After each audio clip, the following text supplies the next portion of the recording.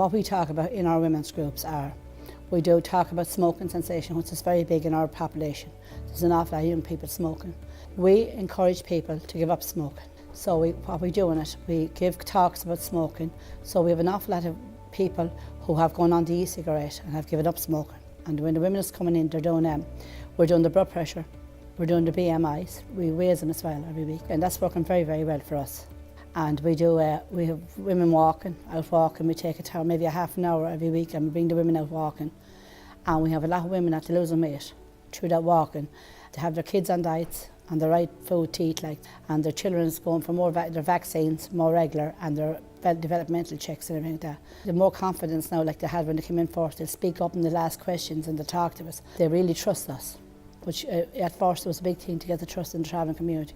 And we're doing an awful lot in the women's groups, and which we are very happy with. And the women are very happy in their groups. They're bringing home the information that we give them, to bring it home to their husbands and their families and their extended families. And they're extending all that information we're giving out to the wider community, which is great. Since 2013, we've been delivering a culture awareness pack about travelling community to all service providers in the County Wexford. It gives them a better understanding about traveller culture, about traveller the way they live, about their traditions, their beliefs, and everything that involves traveller culture. It makes it easier for the settled people to work with travellers and for travellers to work with the settled people. We provide one-to-one support for the travelling community, and form filling and hospital appointments and medical cards filling, because a lot of them have a literacy problem, or if they did not attend hospital appointments or doctor's appointments, we renew the schedule for them. This support is private and confidential. I think as a traveller it's important to look after your mental health. We look after our physical health, but sometimes we forget about our mental health. It's not to be ashamed of. Travellers think it's a big stigma about their mental health, but it's not. If you feel there's something wrong, just pick up the phone, you're not alone. Do a bit of relaxation, go for walks. Just even if talk to a friend. Problems feel smaller when you share them. We have about 12 to 15 women each week coming to our women's groups. We talk to them then about healthy eating. When they're going shopping now, they shop for healthier food. They're looking, when they pick up the food, they're seeing how many calories is in it.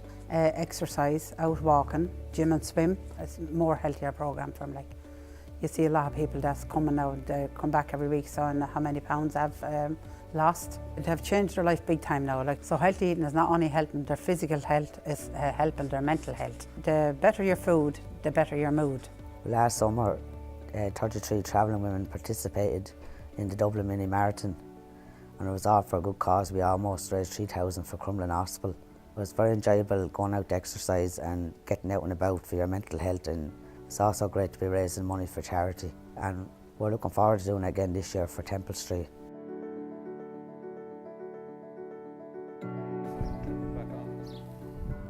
Oh, you needn't be that exact with her at all. Anyway at all. Anyway at all. So long as keep her warm. All she do to be telling out the yarns, they're not to be playing horseshoes. I should probably want to we'll go home very great, you know what I mean? We're no arguing or fighting. We're out and we'd have a bit of crack for the day and back maybe that night again.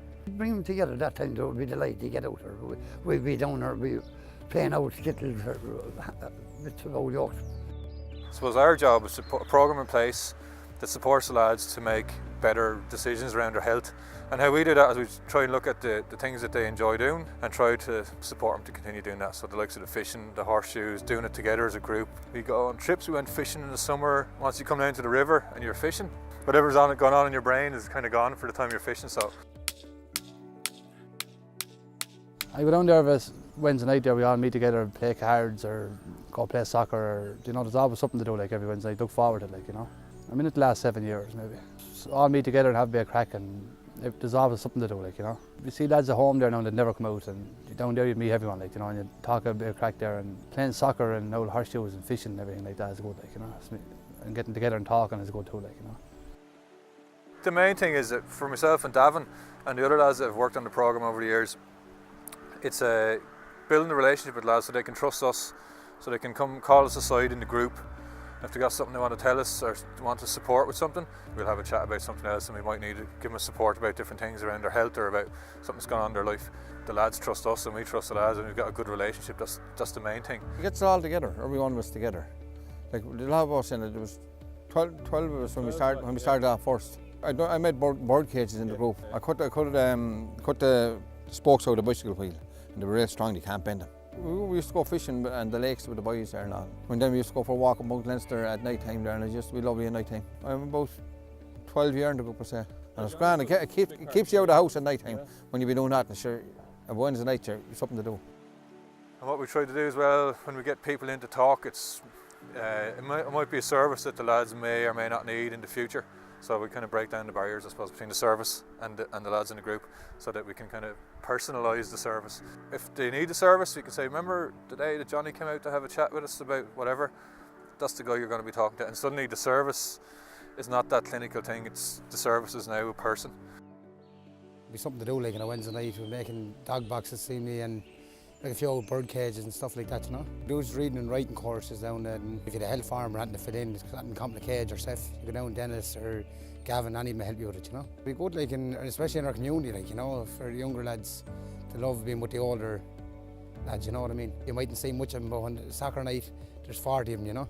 I mean, we're not experts in all the fields, so but we might be able to say, well, you know, I don't know the answer to this problem, but I know who might be able to help you, and then kind of put them in contact with a service or a person that might be able to fix that problem for them.